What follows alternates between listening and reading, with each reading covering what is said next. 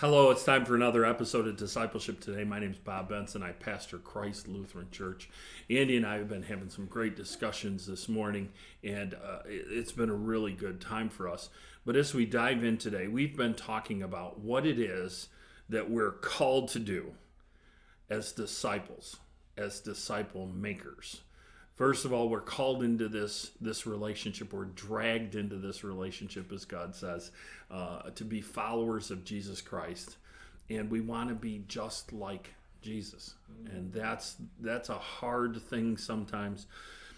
Jesus gave his followers, his disciples, instructions.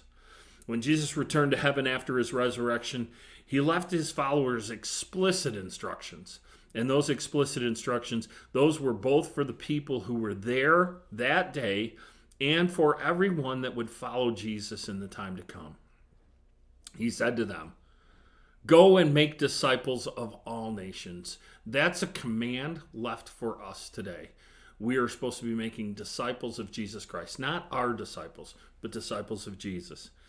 We're supposed to baptize them in the name of the Father, the Son, and the Holy Spirit.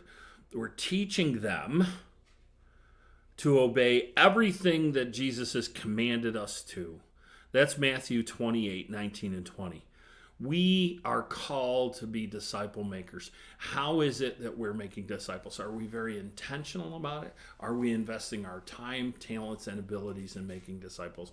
Because that is a direct command straight from Jesus' mouth. It's a wake-up call for us to do what he's commanded us to do. And that's my question for you. Are you a disciple, and are you a disciple maker?